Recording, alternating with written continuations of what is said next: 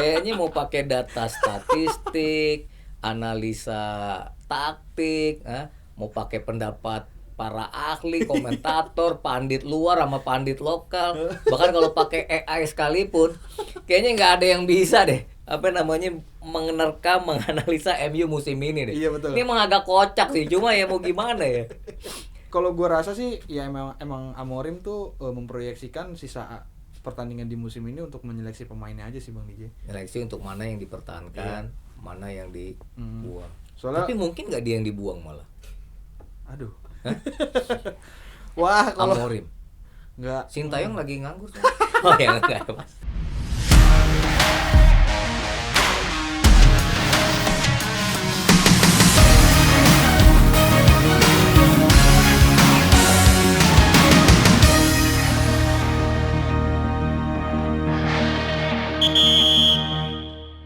Matchweek ke-24 Premier League sepertinya menjadi pekan yang buruk bagi dua tim besar dari kota Manchester. Tetapi kalau melihat pesaingnya Liverpool yang semakin nyaman di puncak klasemen, yang sudah mendapatkan berbagai macam cobaan tapi masih bisa mendapatkan kemenangan. Dan itu akan dibahas di sini di Halftime Break bersama gue Dave Revli dan kembali berdua bersama Bang DJ. Yah, Gini Bang, dua ubur-ubur ikan lele. cakep. Duo Manchester tersungkur. Ono apa sih le? Iya. Kan.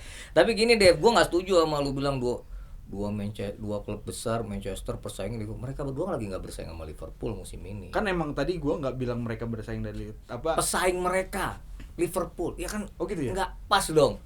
Yang saingan siapa ini siapa? Tapi kekalahan Manchester City dan Manchester United itu membentuk sebuah cocok logi yang unik tuh. Keren. Iya kan? Gini. Seperti biasa. Iya. Nah, ini kan dua-duanya kalah sama tim dari kota London. Iya. MU kalah Crystal lawan Palace. Crystal Palace. Kemudian Manchester Arsenal. City dipermak sama Arsenal. Nah, cocok loginya itu sebenarnya ada persamaan dari yang keempat. Pertama, baik Manchester City maupun Manchester United, ini dua tim ini sama-sama nggak bisa menang dalam 4 pertemuan di Liga Inggris, baik ketika melawan Arsenal maupun menghadapi Crystal Palace. Jadi musim ini kan udah 2 kali bertemu. Musim lalu 2 kali. Ngomongin Manchester City, paling bagus ya seri. 2 kali di kandang seri musim ini dan musim lalu. Sementara kalau tandang ke Emirates kalah. Musim lalu kan kalau 0-1. Iya. Nah, Oh iya benar. Jadi 4 pertandingan nggak menang. City ya? City lawan Oke. Arsenal. MU sekali 3 uang kalau menghadapi Crystal Palace. Musim lalu 2 kali bertemu, 2 kali kalah.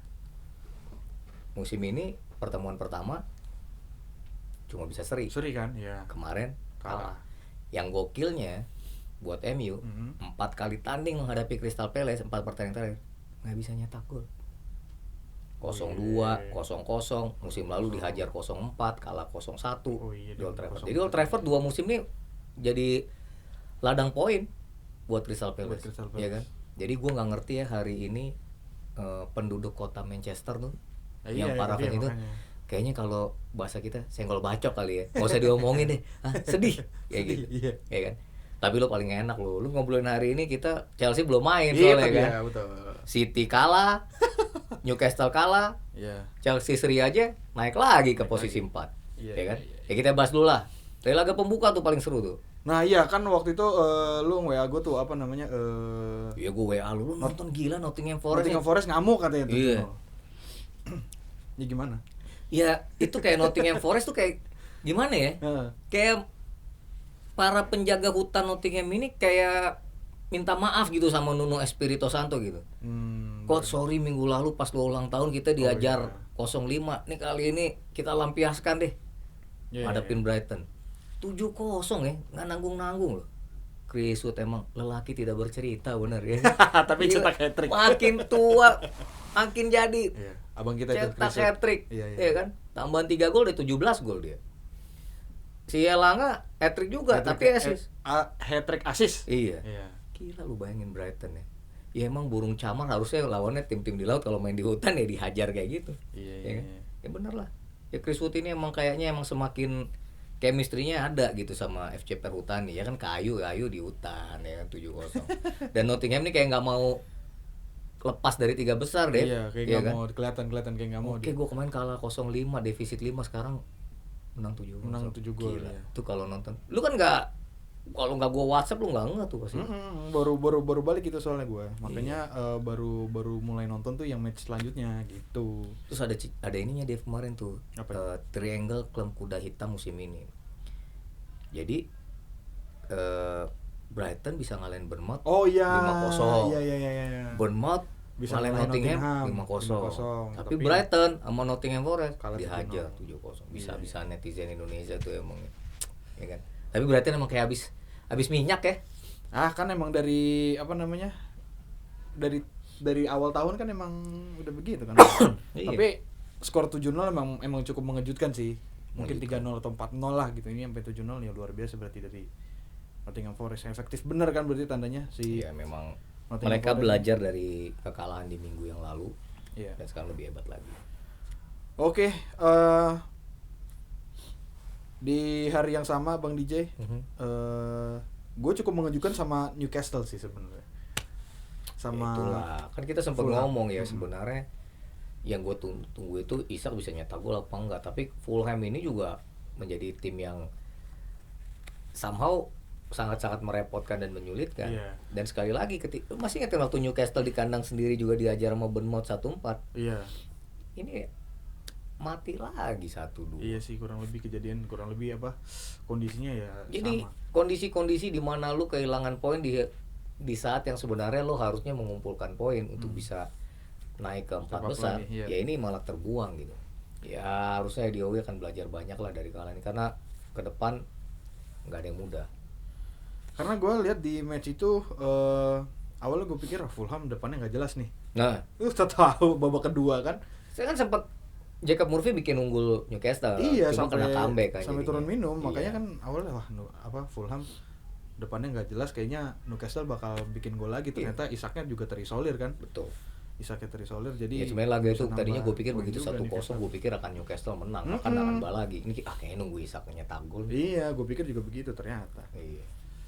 Dan di jam yang sama Bang DJ, ini salah satu big match di hari ini buat gue ya, itu ada Bournemouth lawan Liverpool. Itu yang lu pengen tonton kan Iya, laganya. benar.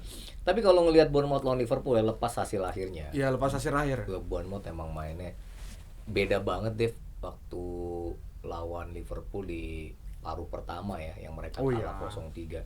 Ini intensitas permainannya Bournemouth cukup tinggi. Gila. Itu kalau gua rasa fans Liverpool kalau Bournemouth lagi megang bola gitu. Takut. Iya loh, dia kan bola sering banget itu apa namanya lepas para pemain Bournemouth gitu. Ya hanya penyelesaian yang termasuk yang Justin Kluivert yang depan gawang bisa. Iya. Kadang-kadang gitu ya. Iya. Gawang 8 meter tapi Gawang kosong. kosong. Hah?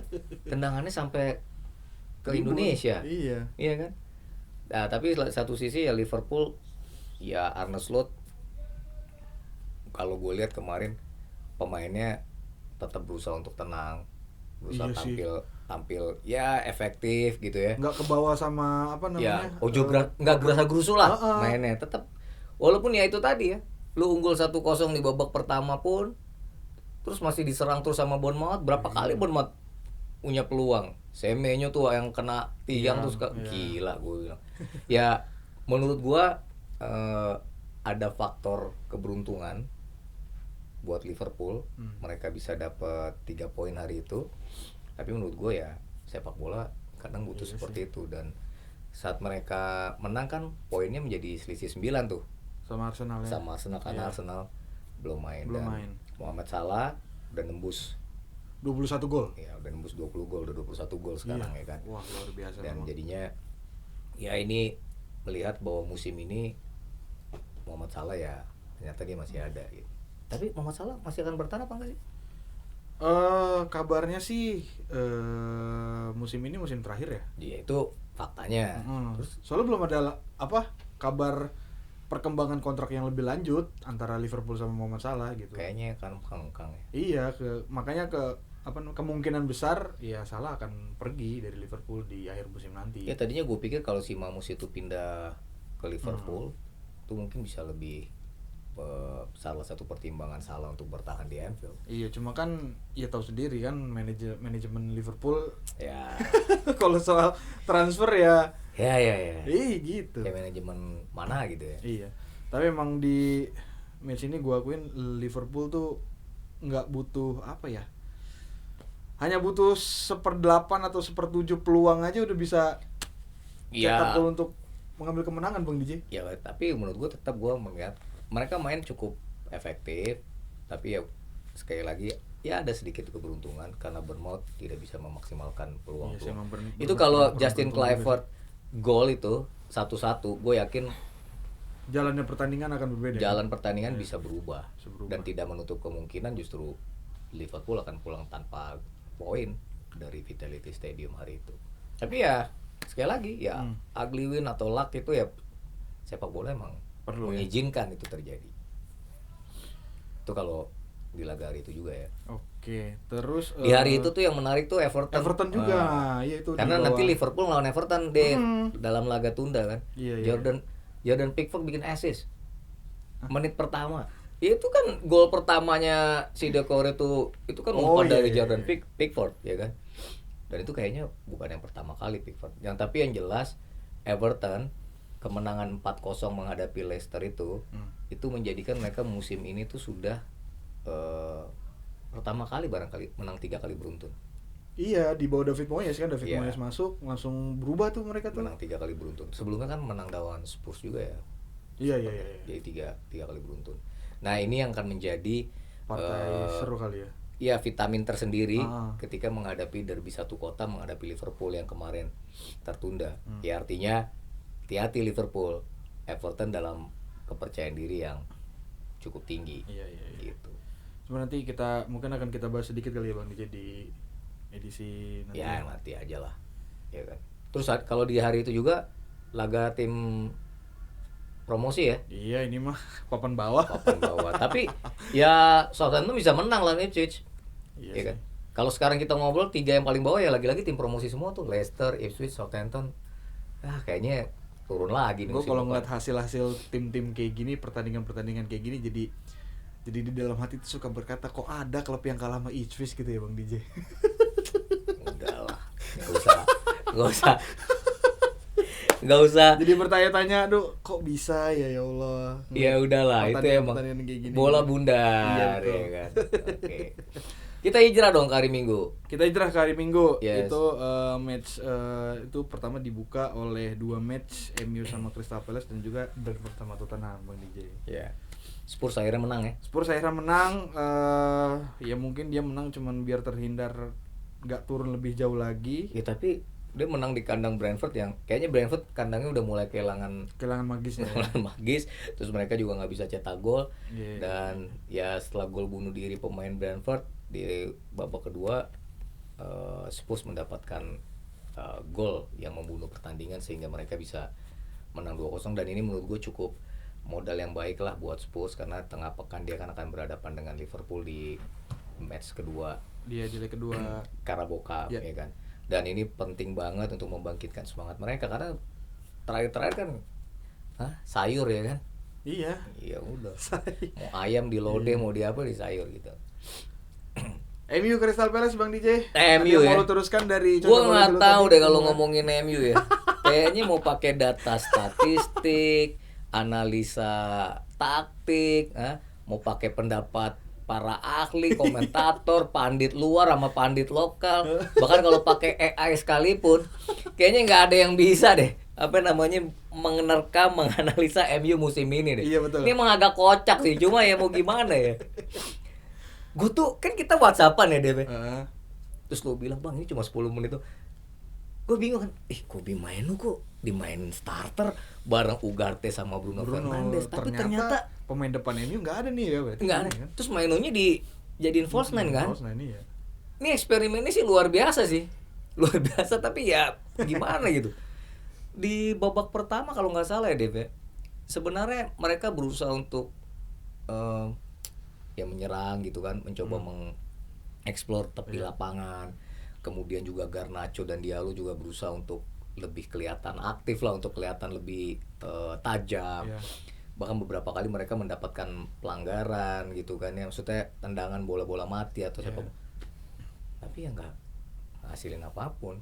Dan waktu skornya 0-0, kita kan bilang ini kalau babak kedua kebobolan duluan kelar ini. Kelar. Iya kan? Itu kalau menurut gua ya. Iya. Kalau lu gimana? Lu kan kemarin juga bilang ini 10 menit doang nih Bang DJ. Karena gue lihat ketika terutama aliran bola yang ke Garnacho tuh kalau udah sampai depan nanti Garnacho track back lagi ngoper, yaudah jadi mainnya di situ-situ aja. Iya. Ujung-ujungnya salah passing kena lagi. Nggak mungkin gawangnya Silo kali, jadi dia agaknya nggak gimana gitu kan. Itu fans MU kalau yang nonton, ya bener kata OB minggu lalu ya bener. Kan abis menang lawan Fulham ya. Iya. Kan pas ketemu kan gak usah dipuji Bang, besok lo bener kejadian menangnya cuma 1-0 kali. Ini kalian di Old Trafford lagi loh. Di Old Trafford lagi. Udah ya. 7 kali loh. Makanya. Tapi aja ya, Liverpool, Spurs, Nottingham Forest, Bournemouth, Newcastle United. Oh iya, Newcastle benar. Terus Brighton. Brighton dong. Iya, Newcastle juga kalah kan lawan 2 Brighton. Sama ini Crystal Palace. Ya itu udah 4 pertandingan terakhir nggak bisa menang itu. Iya. MU, Crystal Palace, setan merah dipacok-pacok sama The Eagles tuh. Tapi kalau apalagi mereka bola mati, kebobolan juga bola mati kan yang kemarin itu. Tapi kalau gua rasa sih emang proyeksi dari mau gimana pun MU menghadapi sisa pertandingan di musim ini ya tujuan mereka untuk tidak degradasi satu, sama yang kedua degradasi sih enggak lah enggak makanya ya kan? untuk Cuma kayak gitu kan Dev, udah enak naik nomor 2. Iya elah jatuh lagi nomor 13 sekarang ya kalau nggak salah ya. Iya, kan kebalap sama Crystal Palace kan, karena sebelum pertandingan Crystal Palace di bawah 13 benar. Iya kan? Tapi nanti kalau misalnya West Ham menang lawan Chelsea ya turun ke 14. Enggak kalau gua rasa sih ya emang Amorim tuh memproyeksikan sisa pertandingan di musim ini untuk menyeleksi pemainnya aja sih Bang DJ. Seleksi untuk mana yang dipertahankan, mana yang dibuang. Soalnya, tapi mungkin nggak dia yang dibuang malah. Aduh. Wah, kalau Amorim. Enggak. Sintayong lagi nganggur. Oh ya enggak, Mas. Ya kalau lu nanya gua kayak enggak tahu. Enggak, makanya. Karena emang kan ya masalah pelatih emang manajemen yang tahu dah. Itu gue juga nggak ngerti kenapa dia nggak mainin Joshua Zirkzee, nggak mainin si Rasmus Højlund gitu kan. Yang dimainin Kobbie Mainoo ya. Kan gue udah bilang jangan Kobbie Mainoo sama Manuel Ugarte dimainin barengan, mau di false nine kek, mau diapain kek. Itu nggak ciong, ini ular kayu. Nggak, tapi emang benar sih, iya nggak? Gue nggak salah dong. Lu mau pakai data statistik? Kalau itu benar, gue setuju. Iya, mau pakai hasil analisis siapapun nggak ada dari yang bisa ngertiin kan? Betul. Cuma orang pintar jangan-jangan dia ngerti kan? Tapi orang pintar harus minum. Iya, itu kan. Ya jadi fans MU gue rasa, ya kan Kang Iwan deh, bayangin aja lo. Minggu depan lawan siapa dia? Leicester ya? Minggu depan, wah. Lu mau tahu? Ya misalnya gue pengen tahu aja. Lawan Spurs. Lawan Spurs. Ya udahlah. Tapi kalau MU kadang-kadang kalau main di kandang lawan oke ya. Ini Old Trafford menurut lu mesti gimana ini, Dev? Direnov lah. Hah? Direnov aja dulu lah. Iya. Kalau hujan bocor itu, Bang. Masih emang? Masih lah. Lagi musim hujan lagi kalau kita, iya kan? Maksudnya hujan air mata. Ya tapi kalau gue bilang MU kayaknya sampai akhir musim menjadi eksperimennya Ruben Amorim sih kalau menurut, karena ini kan bukan pemainnya dia, dan Amorim pun gue rasa sampai saat ini pun dan sampai sekarang masih terus menyeleksi pemainnya. Ya kalau emang nggak kepake sama dia ya ditaruh di bench. Kalau misalkan kalau ada value untuk dijual kayak Marcus Rashford yang akhirnya dipinjemin itu, ya tetap aja kan Villa. Bahasa halusnya dibuang kan pinjemin. Nggak, kayaknya MU memang fokus ke Eropa lewat jalur Europa League kayaknya. Mungkin ya itu kan? Juga bisa. Kalau kan di Europa League belum pernah kalah ya, Kang Iwan ya? 5 pertandingan terakhir belum pernah kalah. Orang lolos sudah mereka kan dengan tanpa ini kan. Tanpa mungkin mereka akan mencoba mengambil jatah ke Liga Champions musim depan melalui jalur Europa League. FA juga kan masih ada. Ya kalau kan tidak ke Champions League. Iya sih. Iya kan? Kan akan sangat menarik nih. Misalnya wakil-wakil Inggris di musim depan misalnya ada 5. Iya. Nomor 1, 2, 3, 4, 5 sama nomor 15. Wah kan seru itu ya. Iya loh. Lu nggak boleh, ya kan jalur dari mana aja dimaksimalin, ya kan? DNA-nya kita tahu kan. Lu seneng banget tuh tawanya lu. Lu paling emang lu. Tapi gue nggak ketemu sih hari ini tuh kayaknya mengapa masuk teman kita tuh si Ome itu. Aduh. Iya. Bener jangan dipuji deh. Iya udah. Ini gue bukan menghina ya. Ini ngomong kenyataan. Kayaknya gue udah sore kita kan juga nonton. Iya. Iya kan? Prediksi-prediksi yang lain, analisa nggak ada. Udah mau kayak gimana kayaknya ya kan? Iya. Emang cuma janjian Amorim juga nggak ngerti. Bisa jadi tuh. Iya kan? Untungnya Manchester City kalah juga. Iya. Nih kita lanjut aja lah ke. Gue tuh big ngeliat match pertandingan di yang ngeliat Liga mukanya Group. Guardiola tuh, kayak muka panas dingin tau lo, gugup, demam gitu kan, kayak stres lo ngeliatnya. Tapi emang ini Tapi ada yang ngomong sama lo tuh di edisi kita kemarin, yang pakai kacamata kok bisa-bisa sih jagoan City lawan Arsenal, lu baca deh. Nah, ya kan namanya prediksi bang, Iya kan, biar adil ya satu terserah Arsenal gua. satu City. Gue mau dukung wasitnya juga terserah Iya. gua. Gua tuh kadang-kadang ya Allah ya. Tapi ya lo dulu deh gimana kemarin tuh? Ya, gue salut sih pada akhirnya gue salut sama Arsenal gitu. Bukan sama Arteta ya? Ya termasuk sama Arteta Sama juga Arteta, gitu. ya. Gue nggak tahu ini faktor bermain di Emirates atau bukan. Ya. Yang gue salut adalah si Arteta bisa memaksimalkan lini depannya. Betul. Apa namanya? Yang dimana gue tuh selalu punya tanda tanya besar kepada lini depan Arsenal tuh, apakah ia lu hanya mengandalkan Havertz satu, sama yang kedua bagaimana cara lu mengatasi cederanya Bukayo Saka gitu. Dan ternyata mungkin emang nggak bisa dijadiin nilai parameter juga di match melawan Manchester City ini kalau mereka ternyata bisa menghasilkan 5 gol. Tapi bagaimana ya dia bertindak atau menyelesaikan match-match di Champions League juga kan. Jadi pada akhirnya gue salut sama Arsenal terutama di match kali ini. Lini belakang juga cukup solid, akhirnya udah menemukan kesulitannya lagi. Luis Kelly juga menggantikan Calafiori di situ juga cukup Dia main ya? juga. Main kartu merah ya? Nah itu gue enggak. Ya mungkin Ada banding atau apalah gitu. Terus juga dia bisa tadi gue mau ngomong apa ya? Dia bisa apa sih? Tadi gue mau ngomong sih. Dia bisa mengeksploitasi bukan. bisa memaksimalkan memanfaatkan transaksi iya. serangan balik. Sabar, tenang, pelan-pelan. Enggak, emang Arsenal ini jarang-jarang menang gedenya. Enggak juga sih, tapi dia 4 pertandingan terakhir enggak kalah sama Manchester City. Iya. Itu maksud gue, dia banyak golnya dari Arsenal tuh dari transisi serangan balik kan, kalau yang gue lihat gitu. Makanya kalau kemarin bisa sih efek dari situ ya itu. Kalau kemarin yang jelas ya, Usanov nggak main. Ya. Tapi kartu matinya menurut gua itu si Akanji.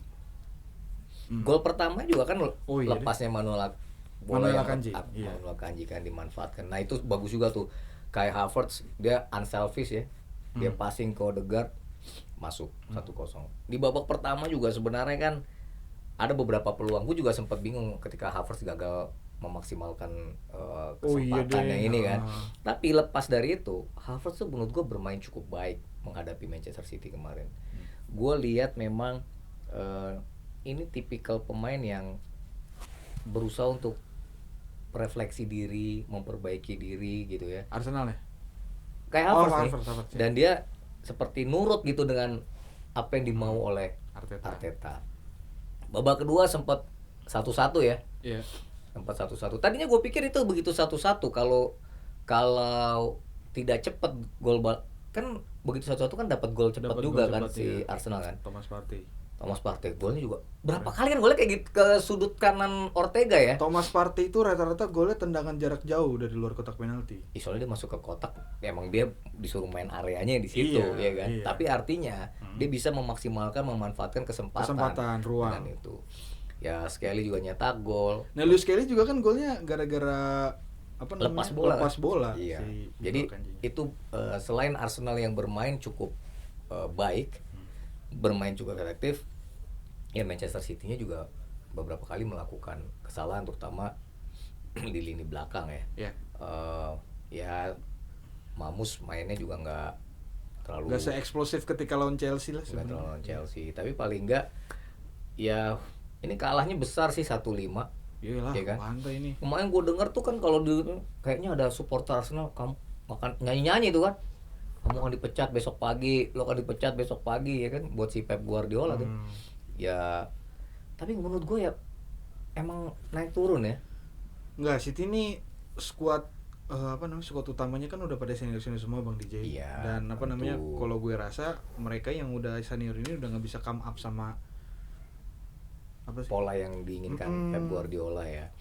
Dan relatif memang hampir semua tim, semua manajer lawan itu seperti sudah punya belief yang sama ketika menghadapi City.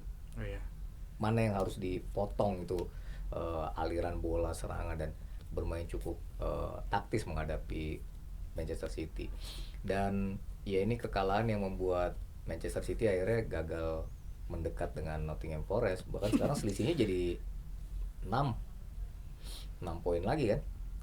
City sama Kan masih 4-1, Forest 4-7. Oh iya. Iya kan? Menang nih Chelsea Manchester termal City, nih ya, 1-5. Ya kalau Chelsea menang jadi selisih 4 poin sama Nottingham Forest, tapi artinya Dev ya PR-nya masih cukup besar. Banyak lah, iya. Dan persaingan di 4 besar ya. Gua nggak bilang Nottingham Forest akan stay di nomor 3 terus, tapi mereka memperlihatkan bahwa mereka enggan keluar dari tiga besar posisi dan ini, berusaha ya. untuk maksimal. Barangkali kalau menghadapi tim-tim besar belum tentu mereka bisa dapat poin sempurna. Penuh, ya.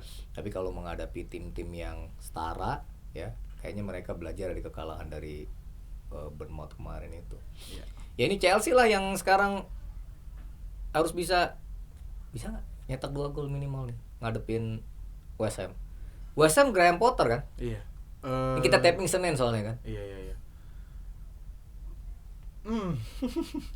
Kalau gue rasa harusnya bisa. Masih bisa. Dari tren-tren Chelsea melawan West Ham yang sebelum-sebelumnya sudah dilakukan harusnya. Di sini sih dalam case ini Chelsea sama West Ham gue cukup pede. Cukup pede. Hasilnya 2-0 lah minimal. ya, enggak lah. Sekali lagi ini Graham Potter kan? Iya. Mainnya di Stamford Bridge kan? Iya. Ya. Mantan kalau datang ke saat yang itu kadang-kadang suka bikin rumit. Iya. Ya kan? Tapi ya udahlah, itu kita udah nanti bahasnya lagi. Tapi intinya Liverpool dan Arsenal tetap berjarak 6 poin. Iya. Meskipun Liverpool nanti tengah pekan ini akan menghadapi Everton ya Iya. dalam laga tunda. Kalau Liverpool bisa memaksimalkan laga itu, maka 9 poin dengan Arsenal. Tapi paling tidak kemenangan Arsenal 5-1 menghadapi Manchester City kemarin, ya menurut gue sih itu salah satu bukti ya bahwa Arsenal masih sangat serius dan tidak melepas musim ini. Betul. Kalau MU ya mohon maaf. Kan udah kata OB yang ketemu sama lo. Ya, Nggak nggak usah dipuji Nggak usah katanya dipuji. gitu kan. Ya. Ya udahlah. Oke, Bang DJ, sepertinya untuk review match week 24 ya. ke-24 Heeh. segitu dulu, karena ntar di tengah pekan akan ada Carabao Cup lagi di leg kedua, Iya. sama mungkin ada sedikit ngebahas tentang Liverpool yang akan menghadapi Everton. Oke. So kalau gitu mungkin cukup sekian dulu sahabat Kompas, sobat halftime break, jangan lupa like, komen, dan sampai jumpa di halftime break selanjutnya. Bye bye guys, thank you.